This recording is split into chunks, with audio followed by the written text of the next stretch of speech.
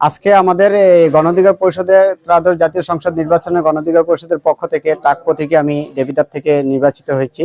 তো সেই নির্বাচনী এলাকা প্রচার প্রচারণায় যাইতে আমার বিভিন্ন ইউনিয়ন পর্যায়ে যখন আমরা প্রচারণে যাই তখন আমরা গণঅধিকার পরিষদের ভালো সাড়া পাচ্ছি এবং জনগণের পাশে আমরা যে দাঁড়াইতে পারছি বা কাজ করতে পারবো সেটা জনগণ অবশ্যই আমাদেরকে একটা আশ্বাস দিচ্ছে যে আপনারা যখন আমাদের পাশে আসতেছেন আমরা মনে প্রাণে আমরা আপনাদেরকে ভালোবাসি বা এরকম আমাদেরকে সবসময় বলে আসছে।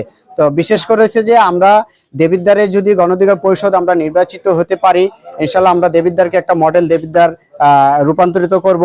সেই জায়গায় কোনো দুর্নীতি বা চাঁদাবাজ বা টেন্ডারবাজ কোনো কিছু আমরা রাখার চেষ্টা করব না। আবার তাদেরকে আমরা বিভিন্ন সুযোগ করে দেব না যে আজকে অমুক জায়গায় দখল করবে, পরশুদিন অমুক জায়গায় দখল করবে। এই দখলদারিত্ব যাতে দেবিদ্বার আমাদের না থাকে সেই ব্যবস্থা থেকে আমরা অনেকটাই বিরত রাখার চেষ্টা করব। আর দেবিদ্বারকে আমরা সকলে মিলে মিশে যাতে দেবিদ্বার একটা আধুনিক রূপান্তরিত একটা দেবিদ্বার মডেল দেবিদ্বার হয় সেই ব্যবস্থাটা আমরা অবশ্যই আমাদের গণঅধিকার পরিষদের পক্ষ থেকে আমরা এটা চেষ্টা করব। এবং আমরা চেষ্টা করব বলতে কি আমরা এটা যদি নির্বাচিত হই অবশ্যই আমরা এটা পুরোপুরি বাস্তবায়ন করার প্রস্তুতি আমরা নেব ইনশাল্লাহ। ধন্যবাদ সবাই। বিশেষ করে হচ্ছে যে যেটা মঞ্জু হাসান মুন্সি যে ধানের শীষের প্রার্থী, ওনার যে মনোনয়নপত্র দাখিল করার পরে নির্বাচন কমিশন এটা বাতিল ঘোষণা করেছে, কিন্তু ওনার ওই জায়গাটাতে এখনো আপিল করার সুযোগ আছে।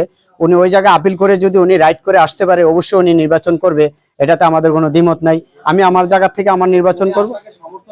যদি বিশেষ করে হয় যে উনি যদি নির্বাচনে আসতে না পারে, আশাবাদ আমরা যে বিএনপি আমাদেরকে সমর্থন দিয়ে যাবে এবং আমাদের পাশে থাকবে, সেটা আমাদের আশ্বাস আছে। আর বিশেষ করেছে যে আমরা চাই যে সবাই মিলেমিশে থাকি, কিন্তু কে ভাত গেল বা কি অসুবিধা সেটা নিয়ে আমরা প্রথমে কোনো বিভ্রান্ত করার সৃষ্টি করব না। যেহেতু একটা ব্যক্তি ওই জায়গায় আপিল করার সুযোগ আছে, আমরা আপিল পর্যন্ত কি করব, আমরা অপেক্ষা করতে হবে। আপিল করার পরে যদি এটা বাতিল হয় তারপরে আমরা ডিসিশন নিতে পারবো যে অমুক দল বাতিল গেছে, এখন আমরা এটা নিয়ে অন্য চিন্তা ভাবনা করতে পারবো। ধন্যবাদ সবাইকে।